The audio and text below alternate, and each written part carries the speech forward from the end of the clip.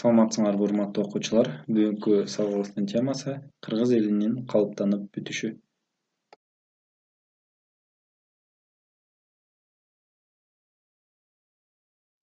Сабактын планы. Этнос жөнүндө жалпы түшүнүк. Этностун тарыхый формалары. Байыркы мезгилде жана орто кылымдардагы Борбордук Азиядагы Теңир тоодогу этностук процесстер. Кыргыз элинин калыптанышы боюнча илимий көз караштар. 1994-жылдагы конференциянын мааниси. Кыргыз элинин санжырасы. Тянь-Шандык жер которуунун 5 толкуну. Манас эпосу кыргыз элинин энциклопедиясы. Профессор Маанаев Мокеевдин кыргыз элинин калыптанышы боюнча көз караштары. Этнос жөнүндө түшүнүк. Этнос тарыхый жактан калыптанган адамдардын биргелешкен жалпы өзгөчөлүккө ээ, ошону менен бирге стабилдүү маданий айырмачылыгы, кулк мүнөзү, аң сезими боюнча элдин башка тобунан айырмаланган, тактап айтканда ууру, эл, улут болуп тарыхый калыптанган элдин туруктуу бир тобун атайбыз. Этнос деген өзүнүн тарыхый өнүп өсүшүнүн ууру, эл, улут сыяктуу түшүнүктөр аркылуу көрсөтүлгөн адамдардын жалпыланган бир түрү. Этнос жаралуу үчүн алгач уруктан ууру пайда болуш керек, уурудан эл, элден улут пайда болушу керек. Этностун пайда болушу төмөнкүлөрдөн көз каранды: тили, территориясы, чарбасы, турмуш тиричилиги, идеологиялык көз карашы, аң сезими жана башкалар.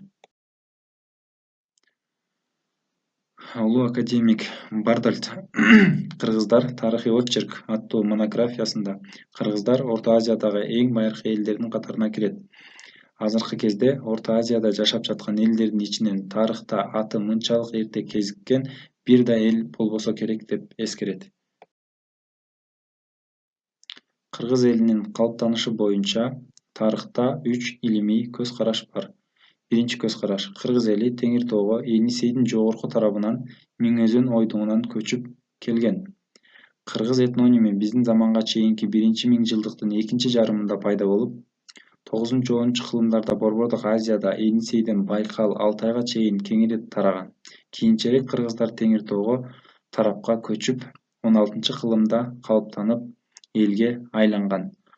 Бул пикирдин көрүнүктүү өкүлү Герхард Фридрих Миллер болгон. Экинчи көз караш: кыргыздар эч жактан келбестен байыртадан эле Теңир тоодо жашаган уурулардын негизинде калыптанган. Бул көз караштын көрүнүктүү өкүлдөрү Валиханов, Бичурин, Аристов. Үчүнчү көз караш: кыргыз эли, анын маданияты кеминде 2 этностук Борбордук Азия жана жергиликтүү Орто Азиялык элементтердин байланышынын аркасында келип чыккан. Ага чейин калыптанып калган кыргыз тилинде пикир алышкан. Кыргыз этногенезинин эң түйүндүү учурлары биздин замандын 1-миңжылдыгындагы окуяларга туш келет. Бул доордо Кыргызстандын аймагына чыгыштан азыркы Кыргызстандын ата-бабалары келип кошулат. Алар бул мезгилде ага чейин калыптанып калган кыргыз тилинде пикир алышкан. 1956-жылдагы Фрунзе шаарында өткөн кыргыз элинин этногенези боюнча бүткүл союздук практикалык конференциясынын чечиминде ушундай айтылган. Бул маселени бир топ окумуштуулар Потапов, Петров, Караев, Худяков, Мокеев, Кляштёрный, Жамгырчинов, Мокрынин, Молдобаевдер изилдешкен жана ушул көз карашка багыт алышкан. Көрүнүктүү түрколог Лев Николаевич Гумилев бир ата-бабадан чыккан этнос жок, болгон эмес жана болууга да мүмкүн эмес. Бардык адамдардын атасы менен энеси болгондой эле бардык этностун 2 же андан көп ата-бабасы болот деп пикирин айткан. Кыргыз элинин түпкү тегинин байыркы шумерлер менен байланышы. Кыргыз элинин тегин мындан 5000 жыл мурун мамлекет түзгөн арийлердин тукуму деп эсептелинген шумерлер менен байланыштырган пикирлер бар. Алар байыркы шумерлердин айрым сөздөрүнүн, ал тургай бүтүндөй сүйлөмдөрүнүн кыргыздарга окшош экендигине, кыргыздардын канында арийлердин генинин көбүрөөк сакталгандыгы жөнүндөгү далилдерге таянышат. Байыркы шумерлерде да кыргыздар сыяктуу акындык, төкмөчүлүк жана айтыш өнөрлөр болгон. Алардын Гильгамеш эпосунда шумерлер эки дарыя аралыгына көчүп келгенге чейин Ысык көлдүн жээгинде жашаган деген маалыматтар бар. Шумерлерде адам өлгөндө өрттөгөн, жылкы союп аш берген, аялдары кошок кошкон, майрамдарда жарамазан сыяктуу каалоо тилек ырларды ырдашкан. Кыргыздардын алгачкы мекени. Кыргыздар алгач Чыгыш Түркстанда Манас суусу агып өткөн өрөөндө жашап, кийин Миңөзөн ойдуңундагы Енисей дарыясына көчүшкөн. Бул жерде кыргыздар европейт денлиндерди багынтып, өздөрүнө сиңирип алган. Тышкы маданиятында кыргыз элинин көчүп келиши тууралуу маалыматтар сакталган. 3-4 кылымдарда жергиликтүү жана көчүп келген этностук компоненттер бир маданий катмарга Енисей кыргыздардын маданиятына бириккен. Кыргыз элинин татаал этно-маданий жалпылыгы. Енисейде жашаган кыргыздардын чачы сары, көзү көк болуп, кызыл жүздүү келген. Кыргыздарга баш ийген кыштымдар кыргыздардан тили, маданияты боюнча айырмаланган. Археологиялык маалыматтарга караганда, 6-7 кылымдарда кыргыз маданияты таштык маданиятынын салтында өнүккөн. Кыргыздар 7 кылымда Алтай түрктөрүнүн таасирине өтүшкөн. Улуу Кыргыз дөөлөтүнүн доорунда басып алган жерлерде жергиликтүү этностук топтор менен аралашкан. 9-10 кылымдарда карлуктар мезгилинде олтурукташууга өтүшкөн. 12 кылымда карахандар мезгилинде исламга өтүшкөн. 12 кылымдын аягында каракытайлар, 13 кылымда наймандар басып кирген. 13 кылымга чейин түрк компоненти өнүгүп, кийин кыргыз элинин составына сиңип кетет. Белгилүү кыргыз тилчилер Юнус Алиев, Батманов, Орозбаева Алтай тили азыркы кыргыз тилине өтө жакын экендигин ырасташкан. Теңир тоого көчүп келген кыргыздардын өзөгүн 15 кылым көп жылдар бою бир территорияда жашап келген алтайлыктар түзгөн. Ошондуктан профессор Мокеев кыргыздар Енисейден Тянь-Шанга көчүп келген эмес, кыргыз элинин калыптанышында Алтай мезгили бар деп эсептейт. Кыргыздардын Кушчу, Мундус, Сару, Сарбагыш, Чоң Багыш жана башка уруулары Алтай жана Иртыш дарыяларынын аймагында калыптанып, кийин Теңир тоого журт которгон деп эсептейт. Кыргыз элинин этностук тарыхынын белгилүү адиси Абрамзондун «Кыргыздар жана алардын этногенетикалык, тарыхый, маданий байланышы» деген китеби кыргыз эли үчүн чоң байлык болуп саналат. Кыргыз элинин этностук тарыхынын белгилүү адиси Абрамзон мындай жыйынтыкка келген: кыргыз элинин калыптануу процесси негизинен Чыгыш Теңир тоодо, Ички Теңир тоодо, Памир-Алай тоолуу областтарында өнүккөн. 14-17 кылымдарда калыптанган кыргыз элинин негизин түрк тилдүү жергиликтүү уруулар, негизинен түрк тилдүү сибирлик, борбордук азиялык уруулардын көчүп келген тобу, моңгол жана казак ногой урууларынан чыккандар түзгөн.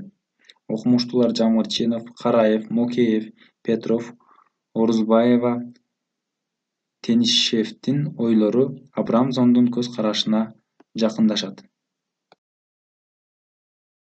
1994-жылдагы эл аралык конференциянын мааниси. 1994-жылы 23-24 сентябрларда Бишкек шаарында кыргыздар жана Борбордук Азиядагы байыркы мезгилдеги жана орто кылымдардагы этногенетикалык, этно-маданий процесстер аттуу эл аралык илимий конференция болуп өткөн. Бул конференция 1956-жылы ушул темада болуп өткөн илимий сессиядан 40 жыл кийин өткөрүлдү.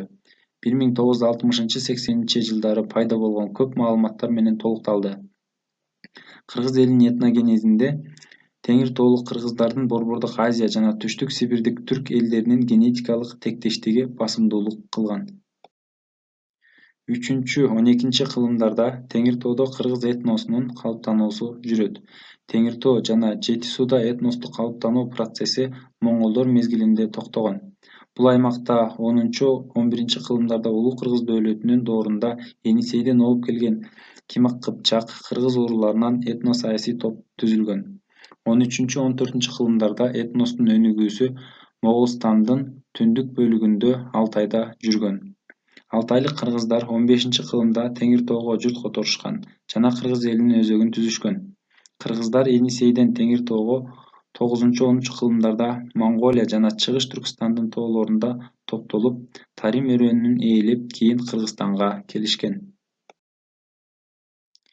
1994-жылдагы илимий конференциянын жыйынтыгы. Кыргыз элинин калыптануусунун акыркы аяктоочу этабы Борбордук Теңир тоодо 15-16 кылымдарда анын эки негизги компонентинин Теңир тоонун чыгыш этегинин байыркы жана орто кылымдардагы уруу бирикмелеринин бул тарапка Түштүк Сибирден журт которуп келген кыргыз уруулары менен өз ара таасир көрсөтүүлөрүнүн узакка созулган процесстеринин жүрүшүндө болуп өткөн.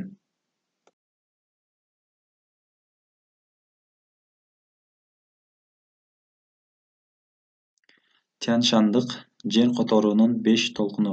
Биздин заманга чейинки 1-кылымда Түндүк Хун Шан үйү Чжичжинин жетекчилиги астында жасаган согуштук жүрүшүнүн натыйжасында болгон. Бул процесс биздин замандын 1-2 кылымдарында уланган. 6-7 кылымдарда Кыргызстандын аймагына Түрк кагандыгынын аскерлери кол салган мезгилге туура келет. 3-этабы кыргыздар 9-кылымдын аягы жана 10-кылымдын башындагы Улуу Кыргыз кагандыгынын доорунда келишкен. 4-этабы кыргыздар Чыңгыз хандын аскерлеринин батышка жасаган жортуларына келген. 5-этап 17-кылымда Россия тарабынан башталган Түштүк Сибирди өздөштүрүүдөн кийин Енисей кыргыздары Ала тоого келишкен. Кыргыз тили, анын өзгөчөлүгү, диалектилери негизинен 9-14 кылымдарда калыптанып бүткөн. Манас эпосу кыргыз тилинде жаралган, ушул тилде айтылып келе жатат. Манас эпос кыргыз элинин энциклопедиясы. Ал эми профессор Маанаев кыргыз элинин калыптанышында төмөнкүдөй 3 баскычты көрсөтөт. Биринчи баскычы биздин заманга чейинки 3-кылым, биздин замандын 10-кылымдар аралыгы, байыркы доор. 12-16 кылымдар орто кылымдардагы мезгил. 17-19 кылымдар соңку мезгил, кыргыз элинин калыптанып бүтүшү. Ал эми профессор Макеев кыргыз элинин 9-18 кылымдардын аралыгында этникалык тарыхында төмөнкүдөй 2 баскыч болгон деп эсептейт. Алтайлык баскыч жана Тянь-Шандык баскыч. Тема боюнча суроолор. Этнос дегенди кандайча түшүнөсүңөр? Кыргыз элинин калыптанышы жөнүндө кандайча пикирлер бар? Кыргыз элинин тегин байыркы шумерлер менен байланыштырууга болобу? Окумуштуу Абрамзондун кыргыз элинин калыптанышы жөнүндөгү пикирине көңүл бургула. 1994-жылы эл аралык конференция кыргыз элинин калыптанышы боюнча кандай бүтүмгө келген?